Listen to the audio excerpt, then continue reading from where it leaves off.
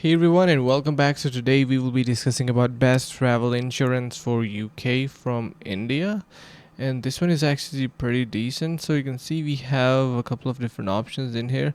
So what we're going to do is first you can see if you want to opt for um, specifically insurance from UK to India, you can easily head over to the of course Bajaj general insurance, and this is really great if you are traveling through UK from India because they got nice coverage, the policies are great, and really easy to use, totally digital, even have emergency travel assistant and trip delay covered. So if you have long flight delays, you can get paid for that. So yeah, I hope this is going to be helping you guys out.